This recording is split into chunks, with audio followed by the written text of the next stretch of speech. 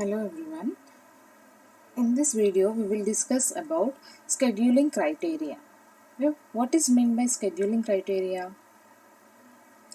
We have few algorithms, scheduling algorithms. We will be discussing those scheduling algorithms in our next videos. So all those algorithms, scheduling algorithms, have to follow this scheduling criteria. And this scheduling criteria is also called as process times in scheduling. Process times in scheduling. There are mainly 5 types of process times in scheduling, that is scheduling criteria, which all the algorithms will follow. Okay, so we will discuss one by one. The first one is CPU utilization. What is CPU utilization means? To make out the best use of CPU and not to waste any CPU cycle, CPU would be working most of the time. Considering a real system, CPU usage should range from 40% to 90%. Okay, CPU utilization means CPU is the one which executes the process. Though many processes will come, all the process will wait for CPU only. So in our case, why we are talking about CPU utilization means when CPU is discovered, then it has to give its 100%. Okay, whatever the material is there, if you are buying it, that particular product should give its 100%. If it is not giving its 100%, either it is your mistake or that product mistake, because someone is in loss if you are not using that product 100%. So here also, when process is waiting for a CPU, then it is okay because CPU is executing another process. If CPU is not executing any process but still process is waiting outside, means that is a problem. Means CPU utilization is not up to the mark. So the main agenda of this CPU utilization is CPU has to be used 100%. It should not sit idle. Okay, soon after executing one process, it has to go to the next process to execute that. So CPU should not be idle. That is nothing but that is about CPU utilization. And coming to the next criteria, throughput. Throughput means what? The amount of a product or a service that anything. It can be a product or it can be a client or anything. Okay. Suppose for a simple example, I will give. Okay. You are supplying something, some product. Okay. And you told your client that you will be supplying that product in particular time. Okay, if you are unable to deliver that product within a time to the client, within the said time to the client, then you are not giving your throughput. The throughput of the company or the throughput of the product is not good.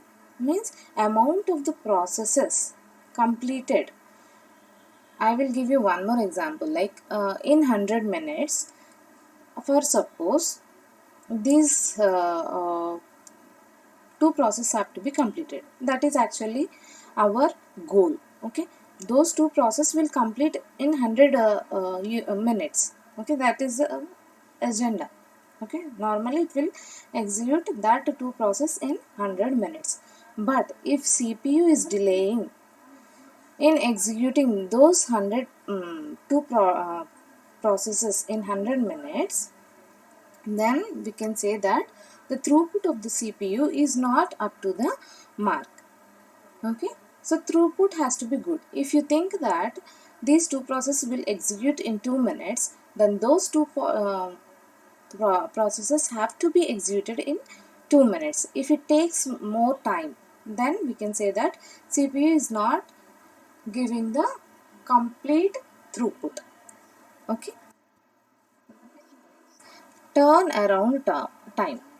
It is nothing but it is the amount of time taken to execute a particular process, that is the interval from time of submission of the process to the time of the completion of the process. Turnaround time is nothing but how much time CPU has taken to execute that process is nothing but turnaround time. The time at which the process enters into the completion state, or at the time at which the process completes its execution is nothing but turnaround time. Total amount, okay, the complete amount spent by the process from its arrival to its completion is called time turnaround time. Okay, means the process came up, that is nothing but arrival time. It is in the ready queue. Okay, arrival time, process came, but it is waiting for the CPU. So later CPU got free and CPU is allocated to the process, and CPU executed this process and left the process. CPU took another process. So the total amount for the process to come out of the CPU is nothing but turn around time from starting to the ending, that is considered as turn around time. And the next one is waiting time. Waiting time means in ready queue, uh, processes are standing in the ready queue. Okay, but still CPU is not allotted to the process. Why CPU is not allotted to the process? Because CPU is executing some other process. So though the process which newly entered is in the ready queue, it is not allotted with the CPU. It is still in the waiting period. So how much time the process is staying in the ready queue is considered as waiting time. Arrival time to the waiting time is considered from the arrival time to the CPU allotted time. That is called as waiting time. You can also count it as turn around time minus burst time. Burst time is nothing but the amount of the time taken to execute a process is called burst time. Okay, amount of the time taken to execute a process is called burst time. So this waiting time is also calculated as turn around time minus burst time. Okay, and the next one is response time. Response time means the difference between the arrival time and the time at which process first get the CPU is called response time. Okay, so let us think that you are waiting in the doctor's clinic. Okay, you went there, you have taken a token and sitting there because doctor is busy. Okay, later after 5 minutes, if someone calls you up that doctor is free or you can get inside, means from the hospital side, from the clinic side, they give some response to you.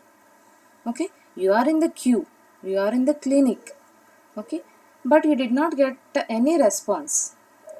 At the time when that boy calls you to grab the CPU or to grab the chance to get inside to meet the doctor is nothing but a response. That is considered as response time.